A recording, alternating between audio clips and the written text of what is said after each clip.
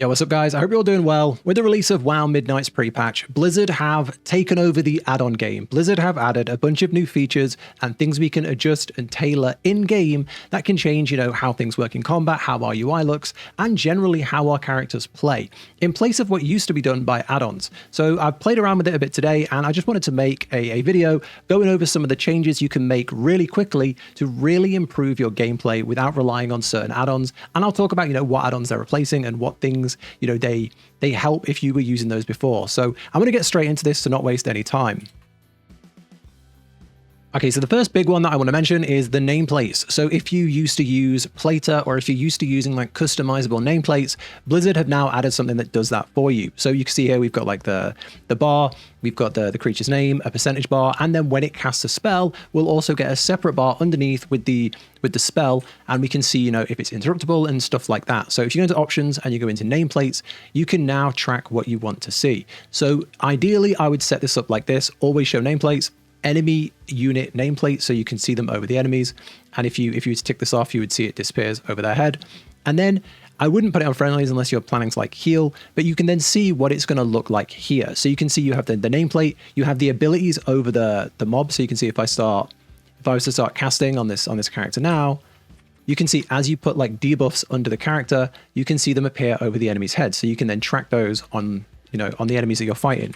So if we go back into here and we go into nameplates and we come down, you can then tailor how you want that to look. So, is that too small for you? You can make it bigger. I like it as it is, quite small. You can then choose if you want the buffs on top to be bigger. I think I'm going to have them a little bit bigger, kind of like this, but you could go all the way if you prefer them like that.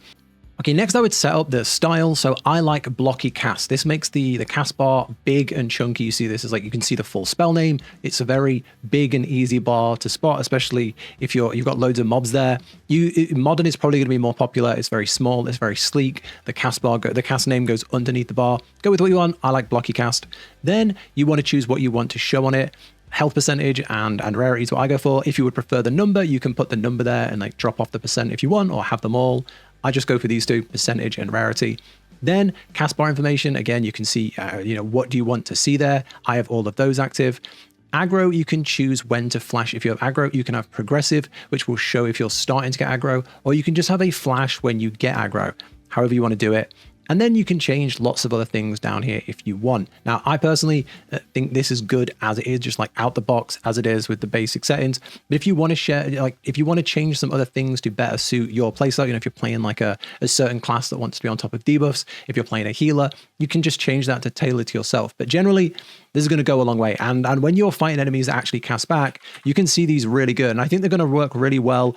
Okay, on to the next thing. Something that's going to be very, very, very useful for lots of players is this thing here, gameplay enhancements. And then here, if we come down, we have the cooldown manager. So if you've never used this, I tried this a little bit when it first came on, but it's still really useful. If you go into the cooldown manager and you turn this on, this is going to give you a separate UI similar to your hotbar. So if I just close real quick, you can see I have like another hotbar on top. And why do we want this? Why do we want a second hotbar? Well, if you imagine like all your spells all spread out and you're looking down, you're not looking up at the mob. So what a lot of add-ons used to do is they would kind of put a little, a separate UI here to show you what's off cooldown. So if I was to use, for example, this thing here, Frozen Orb, and you can see here, this now has a minute cooldown.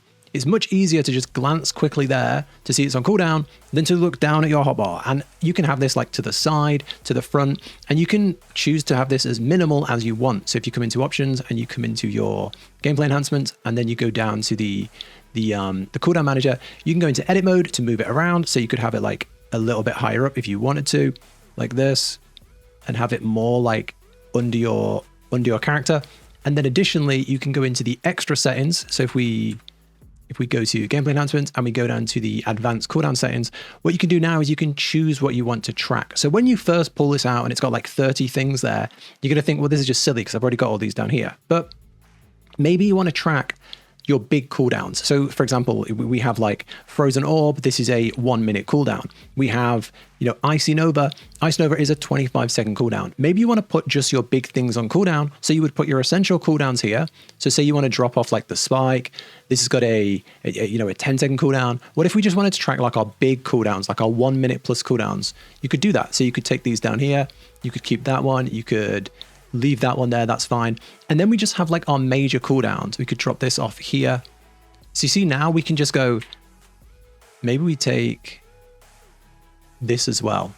Okay, so now if we save that, you can see just like that, we're tracking the things with a big cooldown, 1 minute, 1 minute, 1 minute. And now we can line up when we want to use certain abilities. So we know when they color up, we know that they're ready to go again. So it can be really, really useful. And then like you could track your defensives down here. So you could have like, you know, ice barrier, ice cold, anything like really defensive on the bottom row. But that's just an idea of what you can do with this. Maybe you're a healer, maybe you're a tank, and there's certain things that you just want to keep an eye on. You could have them there on the side of the screen, vertical. You could have them, you know, in the bottom corner here, however it works to best suit your playstyle. So I think this is going to be really, really useful for lots of players.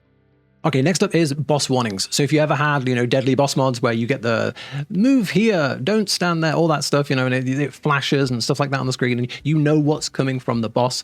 This is very, very helpful, and it was like almost recommended in lots of high-end raids. Generally, you want to know what's coming from a boss. So you can go into options and you can go into gameplay enhancements and you can go into boss warnings. You can enable boss warnings, you can enable text warnings, you can have, you know, all priority, critical priority, or like, you know, medium. You can choose like the level of things you want the game to tell you. You can see that it's going to tell you everything, critical or otherwise. You can choose, you know, hide when not targeted. You can have a timeline where you'll have a thing down the side of the screen and it will show you when an ability is coming in, which is going to be useful if you're trying to track, like, can I move here before this happens? Can I get this rotation, this damage rotation down before this next ability comes in and I need to move? So it's going to be really useful, and you can then tailor it to, you know, other things depending on your playstyle. To do that, all you'll do is you'll turn it on there, and then you'll go into edit mode, and in the combat section here, you will turn on boss warnings, and it will be this thing on the left here. So you'll have the things down here coming along the side. You can also turn on spell names if you want to know what they're called, which is going to be useful if you've never done the boss before. And I think that's pretty much all you'd need. I wouldn't change too much in here. Obviously, you can change it like horizontal if you'd want, but I think the vertical one is pretty interesting. And then at the top is where you have your warnings. So you can see at the top, it'll have the critical warnings, medium warnings, and that's going to tell you when an ability is coming in. I think, you know, for the most part, this isn't needed. It's just something if you want to learn a bit more on the bosses as you're playing them. Okay, now let's talk about audio assists. Now, this is something that I think was added as an accessibility option for people that need, you know, that extra, you know, enhanced audio callouts of certain things. But there are some things here that are going to be really useful for other people, just in general. So if you come into audio assist, you can choose the language, and these sound pretty like robotic. So you can pick one. You've got a British one or a United States one. So you can choose what they sound like, and then you can choose when you want them to alert you. Now, like I say, the old, you know, boss mods used to give you these alerts when things were going wrong. And, you know, they were fairly useful if you're trapped in looking at all the different things and then it starts like making a noise, you know, to do something. So it can be useful. You can have it when your health is low. So say you get to like 10% HP, you can have it say health low, and it will flash, you know, it will tell you visually and in like with audio that your health is low. And then you can know to pop a defensive, to pop a potion, to pop a health stone, things like that. So it can have some use if you want to try it. You can also do it when you gain aggro. So if you're raiding, you can have it trigger if you gain aggro, and you know then you can use like a drop aggro ability. You can have it on, if we come down here, you can have it on interruptables. So when an enemy is casting an interruptible cast, there will be a visual tell. So, you know, you'll be able to see it already with the nameplates that the ability is interruptible. But then you could also have it say interruptible cast, and then you know you can use an interrupt on it. And 90% of people are going to say, well, why do I need that? But if you played Mythic Plus, you know that those people probably do need it, because lots of people don't interrupt casts. So if you feel like and this isn't something that I would say people need to do you don't need to do this to perform in the game. But if you're looking to just get better, or if you're looking to just like notice more things, this can be useful. Okay, now for something that's going to be more useful to healers or tanks or people that want to be using like defensive or things on other party members, especially, I think is going to be really good, is click casting. So if you go in options and you go into gameplay enhancements, there's this thing here called click casting. Now, if you ever used a hover click type add-on like Healbot or something like that, it kind of does that in a very simplified version. So if you go into click casting, you have this thing here, bind spells and macros to mouse clicks. So as a really simple example, you can go into a lot more depth with this. You would just find an ability. So for example, as a healer, you have they've simplified healing a ton now. They've stripped away loads of abilities. and made loads of abilities like 2-in-1 kind of thing. So it's already quite easy, but now this will make it even easier for like the average player that didn't really use these add-ons before. So say you have a healozyme, so like rejuvenation. You could drag rejuvenation into here and have it so, and then you click a mouse button. So I'll use like my left, the button on the side of my mouse, button 4. And we'll go for something like innovate that, you use this and it lets your teammate cast spells without spending mana. This is a really nice one to give to your party. So you could drag this one in to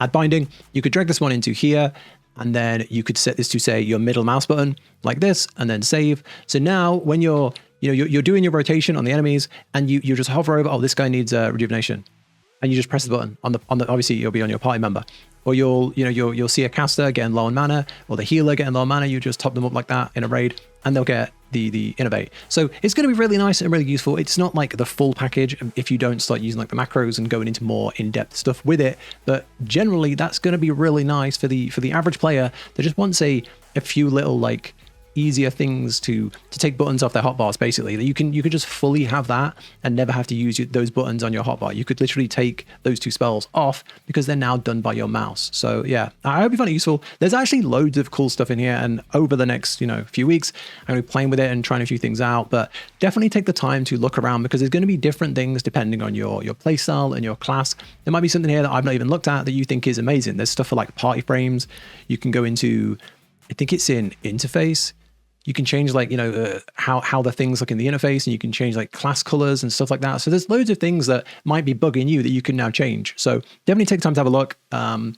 Next step is get on top of the add-ons. I'm going to have a video for that soon. So if you want to see that, do subscribe for more. But thank you for watching. Take care, and I'll catch you in the next one.